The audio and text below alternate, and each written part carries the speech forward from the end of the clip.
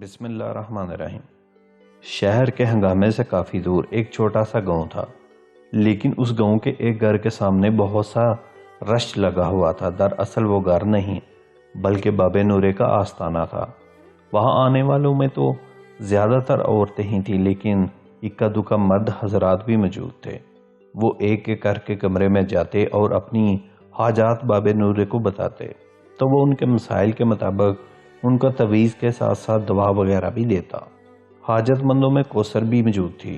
وہ 25-26 سالہ عورت تھی جو ساتھ والے گاؤں سے اپنی حاجت لے کر آئی تھی۔ اس کی شادی کو 6 سال کا عرصہ گزر چکا تھا، لیکن ابھی تک اس کی گود ہری نہیں ہوئی تھی۔ مطلب وہ اولاد کی نعمت سے محروم تھی۔ کئی ڈاکٹروں کو دکھانے کے باوجود بھی اس کو امید نہ ہوئی، تو کسی جاننے والے سے بابے نورے کا چرچا سن کر اس نے سوچ لیا کہ وہ ہر قیمت پر ایک بار اس کے پاس جائے گی۔ کیا پتا اس کی قسمت وہیں سے جاگ جائے۔ اس شام کو اس کا شوہر کام سے گھر آیا تو وہ اس کے پاس بیٹھ کر بابے نورے کا ذکر کرنے لگے، تو اس کے شوہر عادل نے بتایا کہ وہ نہ صرف بابے نورے کو جانتا ہے بلکہ کل جمعے کو وہ اسے وہاں لے جائے گا۔ کوثر خوش ہو گئی۔ وہ جانتی تھی کہ جمعے کے روز اس کے شوہر کو کام سے چھٹی ہوتی ہے، اس لیے اس نے ایک دن پہلے اپنے شوہر سے وہاں جانے کا ذکر کیا تھا، اور اب وہ لوگوں کے ہجوم میں بیٹھی اپنی باری کا انتظار کر رہی تھی۔ 1 گھنٹہ انتظار کے بعد آخر کار اس کی باری آ ہی گئی۔ وہ اٹھ کر اندر کمرے میں گئی، جہاں ایک ادھیڑ عمر بغیر داڑھی مونچھوں کے عجیب سی صورت والا شخص بیٹھا تھا۔ نہ جانے اس شخص کے چہرے پر عجیب سا روب تھا جسے لوگ بابا نورا کہتے تھے۔ یہاں آنے سے پہلے کوثر کے دماغ میں بابے نورے کا جو خلیہ تھا، اس کے مطابق وہ کوئی بڑی بڑی داڑھی والا شفیق چہرے والا انسان ہوگا، لیکن یہاں تو معاملہ ہی الٹ ہے۔ خیر، وہ سلام کر کے پاس کھڑی ہو گئی۔ بابا نورا جو کہ زمین پر چٹائی بچھائے بیٹھا تھا، اس نے کوثر کو اشارے سے قریب بیٹھنے کو کہا، تو وہ بابے سے تھوڑے فاصلے پر سمٹ کر بیٹھ گئی۔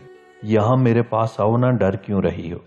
بابے نورے نے ایک دم سے ہاتھ بڑھا کر کوثر کی کلائی تھام لی، تو وہ سمٹ سی گئی۔ کوثر کو امید نہیں تھی کہ بابا ایسا کچھ کرے گا۔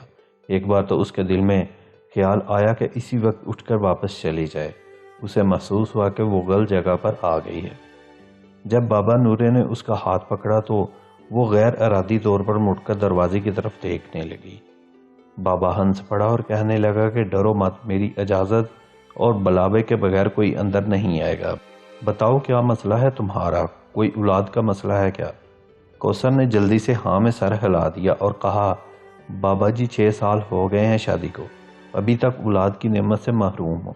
بابا نورا اس کو گہری نظروں سے دیکھتا ہوا بولا کہ یہاں اکثر عورتیں اولاد کے حصول کے لیے آتی ہیں، تم پریشان مت ہو، بس یہاں لیٹ جاؤ اور آنکھیں بند کر لو۔ کوثر خاموشی سے آنکھیں بند کر کے لیٹ گئی۔ اچانک بابے نورے نے اس کے پیٹ سے کپڑا اٹھایا اور ہاتھوں سے اس کا پیٹ جگہ جگہ سے دبا کر دیکھنے لگا۔ کوثر کو سخت الجھن ہو رہی تھی۔ وہ اس وقت کو پچھتا رہی تھی جب اس نے یہاں آنے کا فیصلہ کیا، لیکن اس وقت وہ مکمل طور پر بابے نور کے سحر میں گرفتار ہو چکی تھی۔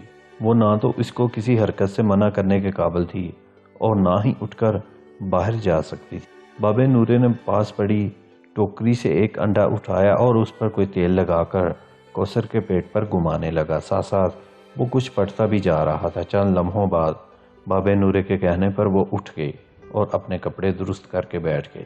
یہ انڈا لے جاؤ اور گھر جاتے وقت راستے میں اسے کسی ویران جگہ پھینک جانا اور پیچھے مڑ کر مت دیکھنا، تمہارا کام جلدی ہو جائے گا۔ اور ہاں، 500 روپے ہدیہ دیتی جاؤ۔ کوثر نے مجبوری میں اسے 500 نکال کر پکڑا دیے اور خاموشی سے باہر نکل آئی۔ وہ جان گئی تھی کہ بابا نورا ایک فراڈیا انسان ہے جو اللہ والے کے روم میں عورتوں کی عزت سے کھیلنے اور مجبور لوگوں سے پیسے بٹورنے بیٹھا ہے، لیکن وہ مطمئن تھی کہ اپنی عزت بچا کر وہاں سے نکل آئی تھی۔ آئندہ کے لیے اس نے سوچ لیا تھا کہ اپنی حاجات اور پریشانیوں کے حل کے لیے وہ کسی دھوکے باز انسان کے در پر نہیں، اس خدا کے در پر جائے گی جو سب کا پالنے والا ہے، اور وہ ہے اللہ، اور سب کو عطا بھی کرتا ہے۔ اردو ہندی سٹوریز کے پیارے ناظرین، ہمارے چینل کو سبسکرائب کر لے، بیل آئیکن کو دبا دیں۔ ملتے ہیں ایک نیو سٹوری کے ساتھ، اپنا خیال رکھیے گا، اللہ حافظ۔